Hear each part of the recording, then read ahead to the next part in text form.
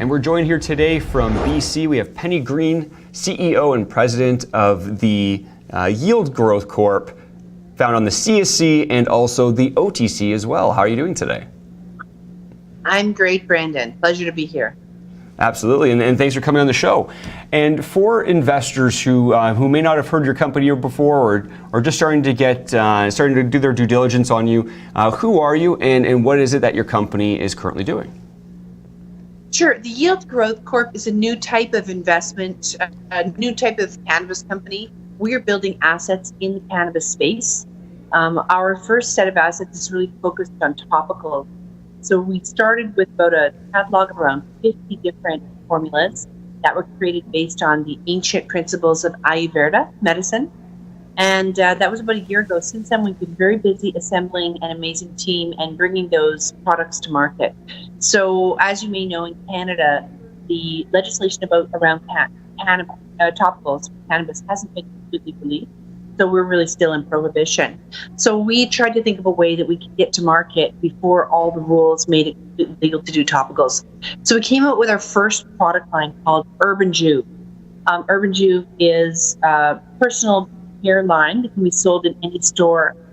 Could be sold in Sephora or Shoppers Drug Mart. We don't have those agreements signed yet, but theoretically anywhere, because it doesn't contain actual cannabis in terms of THC or CBD content.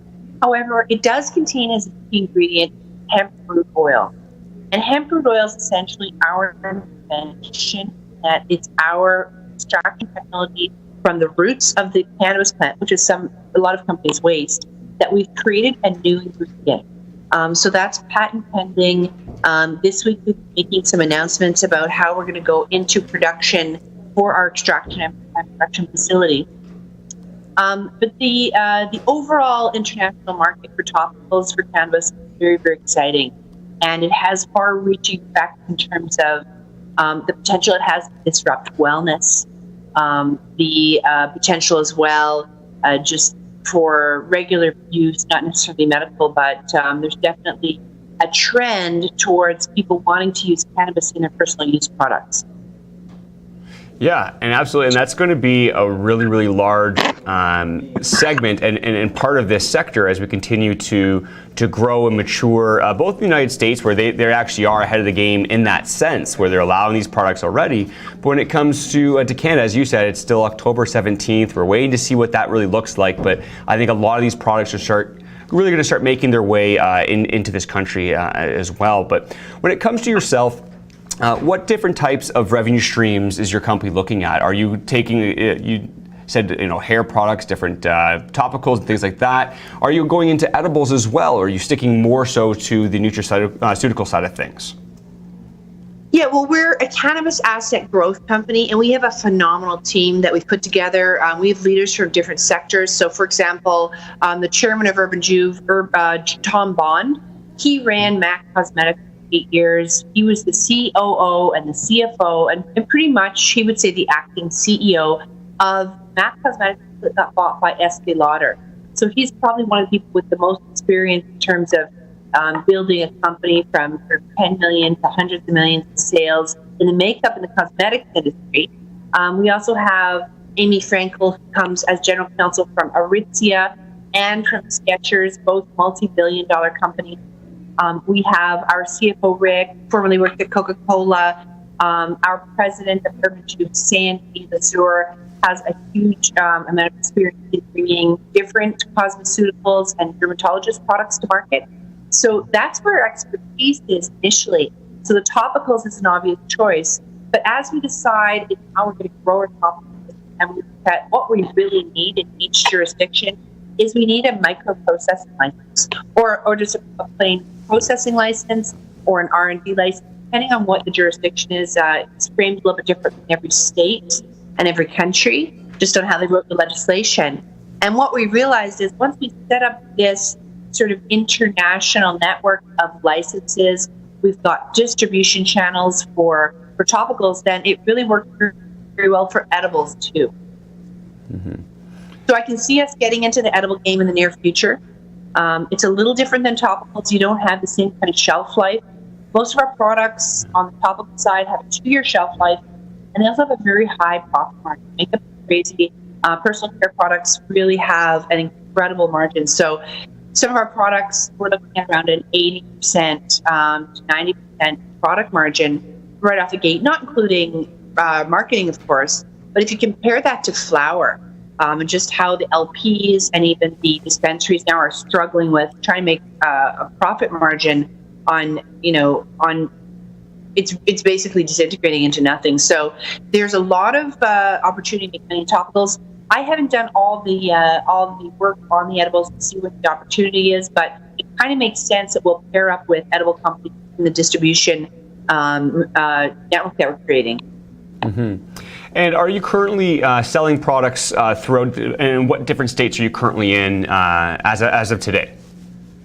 Right. So we just a couple weeks ago announced a deal in Oregon. So we teamed up with a licensed manufacturer there, and we're going to launch our first 8 CBD and THC containing products down there. So we're going to do CBD and THC oils. That's going to use our carrier. We're also going to do our pain balm, massage oil, pain patch, and really a bunch of products designed to treat pain. So this is going into the heavy duty THC, not even just CBD, but really going to the types of products that we think will really change people's lives. If they have arthritis, they're suffering from any kind of pain, rather than have to take very serious opiates, this could be a treatment that really could help them. There's about 400 stores in Oregon that are part of this distribution network that we signed on to. So I think we're just finalizing the details of how we're moving sort of the bulk of our product down there, finalizing the packaging details. We should have our first products in Oregon by the end of April. Very nice. And you recently just started trading in the last couple of months, I believe.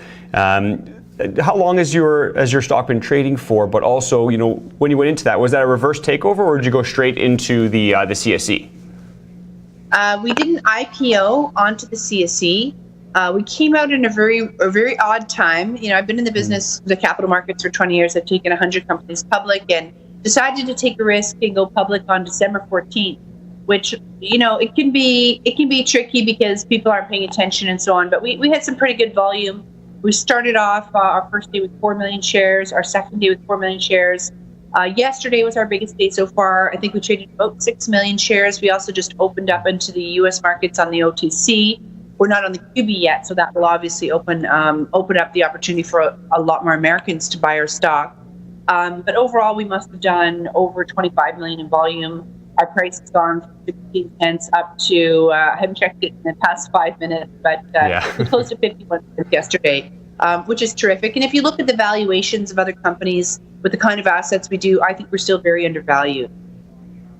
Yeah, and when it comes to your management structure or your share structure of your company, how much of that float is currently locked up and in control of management opposed to what is free trading with retailers at this time?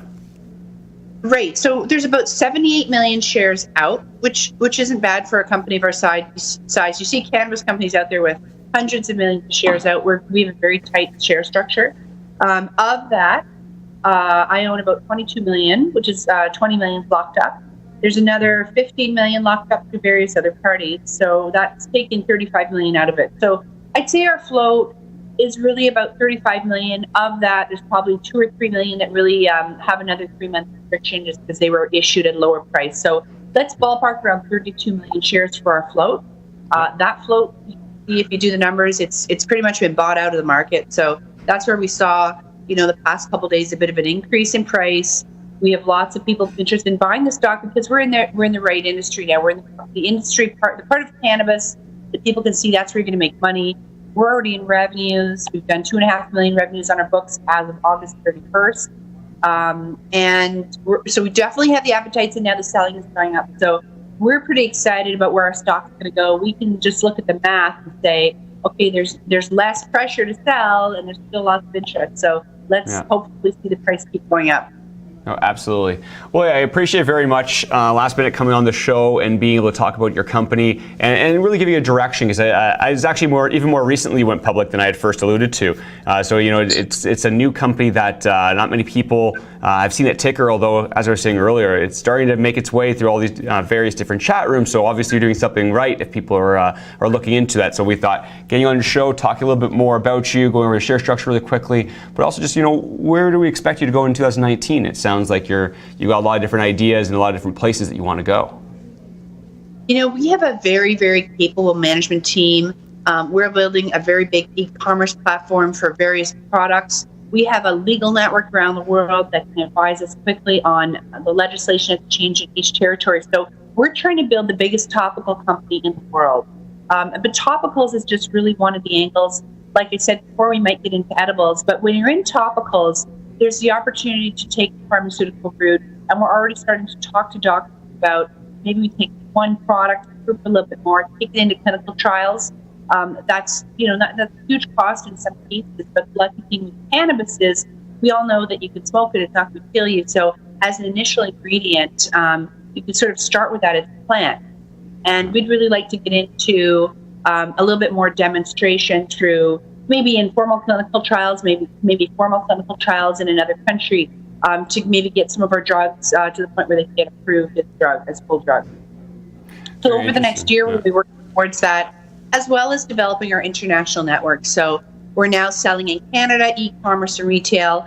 We've announced our deal in Oregon. We're now looking to acquire any company that has a license to manufacture cannabis, any jurisdiction, or we're looking to apply for the license ourselves. So we are looking to expand into California, Nevada. There's a bunch of states that became recently legal, so we're going to look at those. We're also very interested in the entire European Union, and we've put feelers out to China. So by the end of this year, I hope we're in 9 or 10 different jurisdictions. Yeah, very, very aggressive plan that you have, and I look forward to seeing that throughout the year. Have you come back on the show in the next little while, and let's go over some progress of what you've been able to accomplish in that time. For people who want to learn more about your company, where can they find your website and some more information about you? So our website is yieldgrowth.com.